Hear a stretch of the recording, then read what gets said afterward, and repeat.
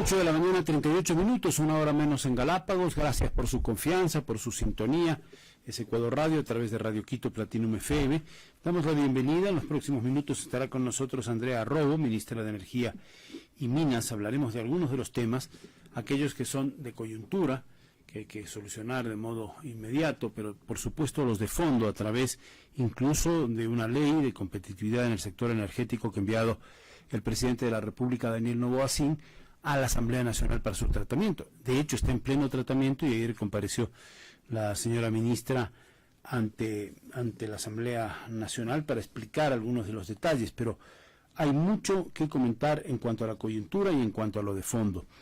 El mapa energético del Ecuador, hay un plan maestro escrito hace muchísimos años, se empezó a desarrollar incluso en la época de los gobiernos militares.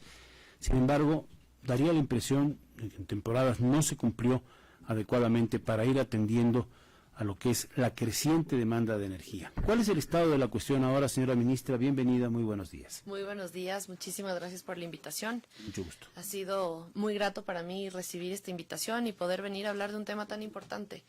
Los sectores estratégicos son claves para el desarrollo del país, constituyen la columna vertebral y el eje para el desarrollo en general de un país rico en recursos energéticos. Y ahora tenemos una oportunidad histórica de poner una visión de un crecimiento económico sostenible, ¿no?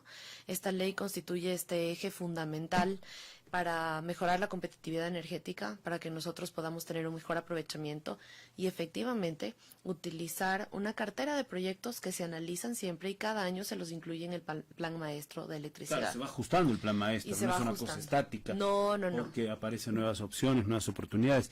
Sin embargo, del análisis que usted ha hecho como profesional y ahora como ministra, podríamos decir que hemos dejado de hacer cosas que debimos hacer en el tiempo, que no las hemos hecho oportunamente, y podemos recuperar de algún modo el tiempo perdido, señora ministra. A ver, por supuesto que se han dejado de hacer cosas. Es muy claro la forma en la que nosotros podemos evaluarlo, ya ni siquiera únicamente como autoridades del sector, sino que ya es un tema palpable y que vive la ciudadanía. Entonces, hay omisión en muchos elementos que constituyen el plan maestro de electricidad, y no hablamos únicamente de hacer nuevos proyectos, sino también de la planificación que se debe haber dado en mantenimiento. Claro, por supuesto. Y tenemos un parque térmico generador que estamos hablando de una tecnología que no es nueva, es de las tecnologías más bien más conocidas y de que pudo haber un manejo constante. Tenemos un parque térmico que tiene ciertas unidades que han alcanzado los 40, 50 años. Es decir, que esto 30, 40 años, usted me dice 50 incluso. 50 hasta 60 ciertas unidades, que estas también pudieron haber sido no únicamente reparadas o mantenidas, sino ya desplazadas y sustituidas por equipos además ya no iguales. Mucho más amables, con más eficiencia y con más ahorro de combustible y ahorro de una serie de temas. Ahora, para ejemplificar, quizás la muestra más palmaria del atraso en todos los planes de desarrollo de hidroeléctricos del país es lo que constituyó la presa Daniel Palacios, ¿no? La famosa Paute, el proyecto hidroeléctrico Paute, con el complemento de Mazar y luego Sopladora. Tardaron años desde la construcción de la presa de Paute a la de Mazar. Pasaron como 30 y pico de años. Así es. Más tal vez. Se construyó en el gobierno de Lucio Gutiérrez y se inauguró al principio de los gobiernos civiles en la época del presidente Roldós. Era un proyecto que venía construyéndose en los gobiernos militares. Esa es una muestra. Pero ahí tenemos decenas de proyectos pequeños, por ejemplo en la vertiente occidental de las cordilleras, que podrían equilibrar la falta de lluvias, los estiajes que hay, que son además estacionales, y no lo sabemos de hoy, lo sabemos desde siempre. Así es. Usted es muy joven, pero cuando éramos pequeños teníamos apagones todas las tardes en la época de colegio. Después tuvimos la hora Sixto. Tanta cosa, es decir, está escrito. Así es. Lo que ha sucedido. ¿Por qué no podemos tener esa visión de país, de Estado más que de gobierno? Ahí quiero regresar un poco a la pregunta anterior, y es que se puede recuperar el tiempo. El tiempo es lo más preciado que existe y claramente no podemos retroceder, pero podemos actuar de manera urgente. Hay identificados ya varios proyectos, podemos hablar que en hidroeléctricos hay 19, pero en un total tenemos ya concretos la posibilidad de hacer 37 proyectos. Sumando lo eólico, inclusive lo térmico. Fotovoltaico térmico. Así es, La sumando geotermia todo se ha dicho, el ¿no? parque Es un generador. potencial, además, no, y me refiero a lo que, incluso que ha habido estudios, vino una misión de Japón. Sí, para el Tufiño, Chile, tema... Cerro Negro en el norte. Ajá. Y Chiles. Sí. Y el Todo Chachimbiro. eso. Entonces, con respecto a lo del tiempo, tenemos que entender que justamente los proyectos de infraestructura energética toman tiempo, Claro. pero se tiene que empezar, porque si simplemente no se empiezan, vivimos algunos retrasos. Y tenemos que identificar que los proyectos no toman todos al mismo tiempo. Tenemos proyectos fotovoltaicos, tenemos proyectos Claro. Eólicos, algunos dependiendo del tamaño que tengan, algunos son más inmediatos que empezar a construir que otros y su entrada en operación aportaría. Pero algunos se pueden En el tema trabajar hidroeléctrico, paralelamente. Todos se deberían trabajar paralelamente. Entonces, justamente en los proyectos de generación hídrica, nosotros tenemos que justamente valorar los que están en la cuenca occidental, en la cuenca Pacífico, para poder balancear un fenómeno que es constante y es existente. Lo que tenemos que hacer es una estructura de base, porque ahí respondo a la pregunta que me hacía con respecto a qué falta en esta visión. Hemos sido un país constantemente cortoplacista, ¿ya? Y este cortoplacismo ha permitido tener soluciones parche que simplemente cubran de un momento a otro necesidades urgentes. Y esto nos ha llevado a que las crisis se acentúen y a pensar en que necesitamos generar porque nuestra demanda nos exige esto cuando la demanda crece. La visión a largo plazo, dejar un camino trazado, es lo que sí nos permite poder viabilizar que el plan maestro primero se cumpla y segundo que podamos ir acorde a la oferta y la demanda energética. Y esto es lo que habilita la ley. Y aquí es cuando es muy importante hablar de una ley, no más apagones, porque me comentaba de esto. En el colegio sí, ahí yo todavía no nacía, pero, Sí es. Pero en 30 años, en los últimos 30 años, hemos vivido 3 etapas de apagones muy fuertes. Así es. 3 etapas, entonces no hemos aprendido nada.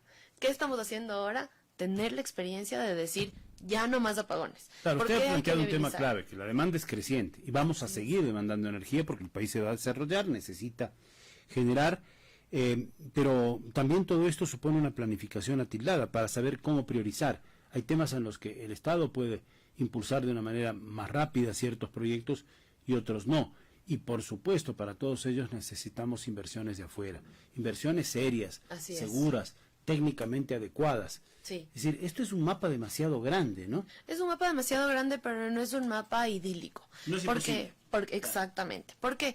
Porque primero tenemos una empresa, que es SELEC, que tiene el conocimiento y la capacidad operativa, es el brazo ejecutor para llevar a cabo toda la planificación estatal, sumado a la operatividad que tiene el Centro Nacional de Operación de la Electricidad, que es el SENACE. Entonces, ¿qué es lo que hace el SENACE? El SENACE emite las alertas para poder identificar el crecimiento de la demanda y el consumo energético. ¿Qué es lo que tenemos que hacer enfoque ahora? Es poder generar la energía de base que vamos a necesitar en los próximos meses y el próximo estiaje especialmente. ¿Por qué en los próximos meses? Porque las unidades deben entrar a mantenimiento, las centrales hidroeléctricas deben entrar a mantenimiento, los proyectos fotovoltaicos y solares que tienen que desarrollarse toman su tiempo de construcción y nosotros tenemos que garantizar el suministro eléctrico. Mientras todo esto pasa paralelamente, nosotros podemos atraer las inversiones internacionales porque estamos hablando que en los proyectos que tenemos estimados por parte del Estado, hablamos de alrededor de 10,000 millones de dólares. Este músculo financiero el Estado no lo tiene. Claro, no lo tiene en una parte porque la tarifa eléctrica justamente incluye el ingreso de dinero para nueva generación. Entonces, lo que se tiene que generar es poder hacer ese balance. El Estado sí puede hacerlo y tiene la capacidad, además, a través de una empresa pública que debe ser bien manejada y debe ser el brazo ejecutor de la política pública. Parcialmente, como usted ha dicho. Pues. Puede hacerlo dentro de las medidas financieras que puede tener la capacidad del Estado. Pero tienes una parte que es muy grande y para el cual el inversionista está muy interesado en venir al país. ¿Por qué? Porque somos un país de vastos recursos energéticos y ese es un potencial que lo tenemos que aprovechar para la eficiencia. ¿Cómo garantizamos inversiones serias? Ya hemos escuchado todos los problemas de Coca-Cola Sinclair. Desde el inicio, problemas técnicos por el volumen de los caudales de agua. Este es un proyecto también que data del gobierno de Rodríguez Lara, fíjense de lo que estamos hablando.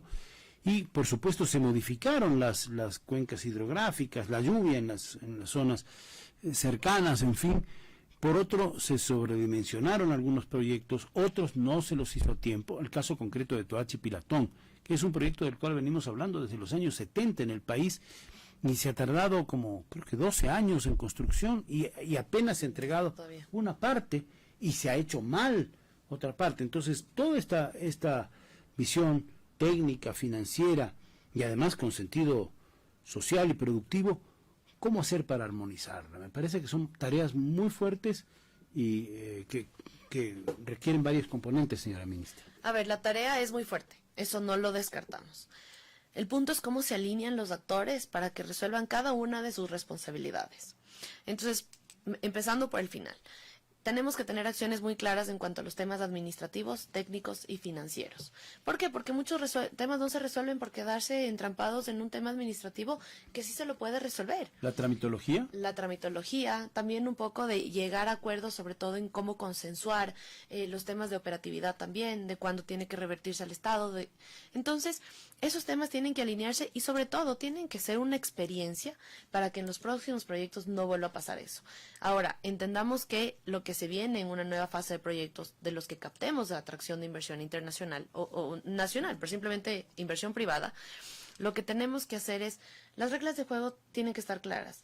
Y de hecho, de todos los errores y de todo lo que hemos vivido, algo debimos haber aprendido. Y eso es lo que vamos a demostrar en este gobierno y con esta ley. Con la ley urgente, y vamos a eso, ¿qué es lo que se facilita? ¿Qué es lo que promueve en cuanto a la inversión de afuera? ¿Y qué se pudo haber hecho y que quedó fuera de la ley? Porque también hay cosas, digamos, que no está contemplado en la ley, a eso me refiero. Hay cosas que a lo mejor se pudo haber avanzado más. ¿Cómo califica usted todos estos temas específicos de la ley que se planteó con carácter de urgente y que está tratándose ahora mismo en la Asamblea Nacional? Bueno, yo creo sin duda alguna que la ley es un hito histórico. ¿Por qué? Porque brinda la seguridad jurídica para atraer las inversiones. En varias reuniones yo podría garantizar que en las reuniones que hemos mantenido con inversionistas el interés existe. Y de hecho es increíble que con la cantidad de interés internacional que existe estemos como estamos en un tema. No hayamos hecho generador. todo eso a tiempo. Así es, porque no es que nos toca salir a buscar quién quiere el país. No.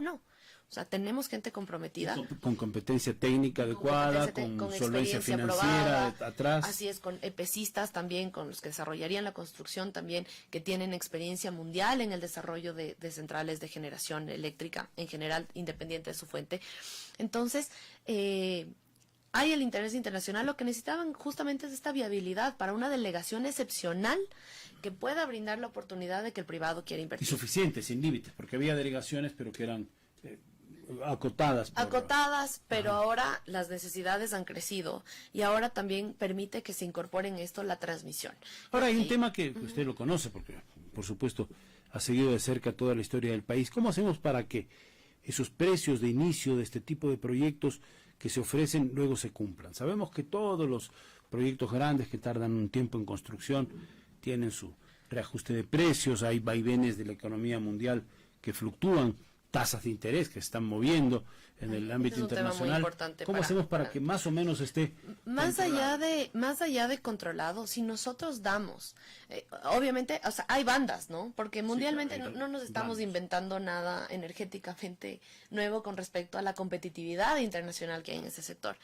Sí hay rangos porque además las tecnologías empiezan a bajar y conforme más avanzan economías de escala, ¿no? Mientras más avanzan, más empiezan a bajar los costos. Pero aquí hay un eje súper importante y que esta ley es lo que lo refuerza y es la que garantiza que pueda ser aún más atractivo, no solo para los inversionistas, sino para los que arman las estructuras financieras de los diferentes proyectos. Con esta ley de competitividad, los precios, los proyectos de generación eléctrica se vuelven mucho más bancables. Cuando hablamos de la bancabilidad, significa que el inversionista y su financista o sus financistas, según la estructuración que tengan, van a tener la confianza de poner el dinero en el país y los precios también bajan. Tiene que haber unas tarifas también que les garantice ese retorno, pero hay que combinar esto con el otro problema, la visión social. Tenemos un esquema tarifario desordenado, con subsidios, algunos habrá que mantenerlos por un sentido social evidente, claro, pero otros habrá que revisarlos, irlos ajustando. Entonces, rediseñar este mapa desde la perspectiva financiera me parece que no es tarea fácil ni tan rápida. Ni tan rápida, sin embargo, lo mismo, o sea, para poder llegar a resultados tangibles y concretos, hay que empezar. De hecho, ya lo habíamos empezado y este análisis es lo que nos ha permitido plantear la ley de la manera en la que lo hemos hecho. Y es un tema que yo he venido discutiéndolo desde hace bastante tiempo, en realidad mucho antes de una consideración de llegar a ser ministra de Estado. Y esta evaluación del tema de la estructuración de precios justamente es lo que permite identificar los porcentajes de hacia dónde va en cuanto a generación, a distribución, a transmisión. Y es importante que la ciudadanía también entienda cómo funciona el sistema energético, porque eso es lo que nos permite identificar que la electricidad no es únicamente prender y apagar la luz, y que lo que no se va a hacer es que viene la empresa privada a ser quien cobra la luz, sino que el Estado sigue garantizando ese suministro de energía eléctrica. Únicamente la inversión va para la parte de generación y transmisión, que son grandes infraestructuras de costos bastante altos. La generación es la fuente de donde viene para generar transmisión, electricidad, monopolio del Estado también, ¿no? pero también hemos abierto la posibilidad para la inversión privada, porque la transmisión también tiene costos elevados en cuanto a inversión. Luego va la transmisión, que es por donde va la energía generada. Y es lo que en muchas veces converso, porque a veces el lenguaje técnico de estar rodeado siempre con las mismas personas genera como esta conversación casual en la que todos nos entendemos, pero cuando hablo con mi familia o cuando puedo estar en otra interacción social, es como, ¿pero qué es eso? Los técnicos, los que no somos técnicos, no tenemos por qué comprender exactamente. Exacto, cada... Pero hay que justamente trasladar ese mensaje de una manera mucho más humana. Entonces la transmisión es la forma, es el canal por donde justamente transita esta energía. Y luego hay distribución y comercialización, que es el punto exacto desde donde podemos llegar a nuestros hogares con la electricidad. También es un tema clave porque hay históricos puntos de pérdidas negras. Hay una estadística nacional que dice que hay ciertos sectores, ciertas empresas absolutamente ineficientes. Así es. Y hay una pérdida tremenda para el Estado, para las empresas eléctricas. Eso también habrá que Y ese es otro ir punto de equilibrando, partida, ¿no? así es, ese es otro punto de partida, porque justamente lo que nosotros queremos con la ley, lo que se ha planteado, es mejorar la eficiencia de las empresas y sobre todo la gestión de su liquidez. Y aquí es en donde entra una parte muy importante, que es justamente la condonación de los intereses a quienes tengan deudas con las empresas Ahora, eléctricas. es debatible, otra vez de nuevo, como sucedió en el caso de la condonación de impuestos en la ley anterior, en la ley urgente. Hay quienes pagan sus obligaciones a tiempo y a otros se les perdona, entonces no es tan justo, la verdad. A ver, pero es una manera de recaudar también. Es una manera de recaudar. Sí, yo creo que ahí hay que valorarlo desde diferentes perspectivas. Primero, entendiendo que hace casi 4 años atravesamos una pandemia muy fuerte que limitó mucho la posibilidad de poder igualar estos pagos. Sobre todo a sectores marginales, a sectores productivos medios y pequeños. Así es. Eso es verdad. Entonces nosotros No hay que perder tenemos de vista eso. así es, y nosotros levantamos una tabla para poder tomar esta decisión de incluir esto en la propuesta de ley, que en el sector residencial es donde efectivamente el rubro es el más alto. Ah, sí, lo escuché Entonces, ayer, sí. a quien más se beneficiaría es a la ciudadanía. El sector residencial tiene un total de sobre los 248 millones de dólares que adeudan a las empresas eléctricas. Solamente este valor ya generaría mucha más liquidez. Pero la condonación, claro, va a girar alrededor de todos los sectores porque tenemos primero deudores del sector público, del sector privado, pero si sumamos ese ruido que empieza a generar quien no entiende que el objetivo es irse hacia aliviar también la carga de esta deuda que es a la ciudadanía, hay un valor de 13 millones de los industriales, pero sobre todo también hay comerciales que son de 45 millones de dólares, que no hablamos de un alto consumo energético, pero son quienes vienen acarreando y quienes será más difícil cada vez Y el pago. robo, porque se ve, hay Pérdidas de gente- energía. Claro. No, ese es un tema, ese es un tema que sale de la posibilidad de identificar el monto, pero ese es un tema que se tiene que parar. ¿Y cómo De se hecho, controla? ¿Es el ministerio el que debe controlar o hay otro tipo de son las instituciones? empresas distribuidoras, Cada pero las empresa. empresas distribuidoras no pueden ser repúblicas independientes. Claro. No pueden Debieran decidir. estar dentro de una política. Así es. Y además de eso, aquí es importante mencionar que los esfuerzos, no, más bien, las herramientas para que esto se haga, existen. Lo que no han habido son los esfuerzos. Entonces, ¿a qué me refiero con esto? los multilaterales, por ejemplo, el Banco Interamericano de Desarrollo, ellos tienen recursos para que el Estado reduzca sus pérdidas y se puedan encontrar estos puntos. Entonces, ¿qué es lo que se tiene que hacer ahí? Un análisis in situ, hacen un estudio de prefactibilidad de cómo se podría aplicar y también tales la o cuales. recaudación, cómo está la recaudación con respecto al consumo energético. Hacen esa comparación. Así es, o sea, se evalúan las diferentes aristas y Pero después de recomiendan. la recomendación viene la aplicación, que ahí está Y el cuello ahora, de botella, ¿no? para la aplicación, nosotros también hemos identificado que también existen oportunidades que tampoco fueron tomadas en cuenta en las reuniones con los diferentes organismos internacionales. Por ejemplo, el tema de smart metering, la medición inteligente, para que no haya justamente esta manipulación a los medidores, esta manipulación a la forma de distribución, de comercialización de la energía, es clave. De toda esta propuesta, más allá de los temas eólicos, de los temas fotovoltaicos, la generación de nuevos proyectos y la inversión, ¿en qué tiempo ve usted viable aplicarse? Y además, si hay la viabilidad política este rato en la Asamblea Nacional para darle los votos a esta ley urgente. La viabilidad existe, ¿Sí? la decisión y la voluntad política existe. Sería muy incoherente dentro de una visión pro país rechazar o negarse a una ley energética. ¿Por qué? Porque la necesidad existe, es palpable. Bueno, pero puede haber recomendaciones, puntos de vista distintos de los asambleístas. Y para eso, su derecho, ¿no? y para eso fue la comparecencia en la Asamblea también. Claro. Justamente porque surgieron Claro que- preguntas, se podía plantear, a veces normal, puede ser ese que es parte del haya una ejercicio falta de democrático. interpretación de la ley, luego habrá un debate, han convocado el día de hoy, van gremios, van diferentes sectores Escuchar a todos productivos. los puntos de vista. Así es, y nosotros vamos a estar pendientes de la comparecencia porque tenemos que obviamente entender que se pudo haber incluido otros temas. Por ejemplo, hemos escuchado muchos sectores con respecto a los temas de almacenamiento. El almacenamiento energético es clave. Nosotros tenemos una planificación para sistemas de almacenamiento que le den firmeza al sistema. Es decir, que no haya Para compensar cuando haya... no necesariamente compensar solo en estiaje, sino para que no haya esta fluctuación, por ejemplo, que genera la energía solar, que tienes cuando tienes sol. Entonces hay sistemas de almacenamiento que le dan mayor firmeza al sistema. Lo que tienen que ver estos planteamientos son que exista el paraguas que pueda cubrir la inversión en los sistemas energéticos para ser más competitivos energéticamente y que luego puedan ser aplicables con regulaciones que tienen que ser dinámicas y flexibles con respecto al sector eléctrico. Toda esta ley urgente, para ir aplicando las cosas y para que se vayan concretando, ¿qué tiempo puede tomar? Esto no es soplar y hacer botellas, no se hace de la noche a la mañana, son procesos. Son procesos, la ley tiene 30 días para ser tratada, ¿no? Ya vamos una semana. Pero luego ya para la concreción de los proyectos. Nosotros, mientras tanto, ya tenemos levantados de intereses con respecto a las empresas y su expertise, que están puede ser siendo en un ya mes evaluados. que empiecen a trabajar en algunos de esos. Se puede empezar ya a eventualmente, inclusive las estudios. conversaciones medios. No, ESELEC ya tiene muchos proyectos con estudios inclusive de factibilidad, que hay que darles un paso adelante nada más.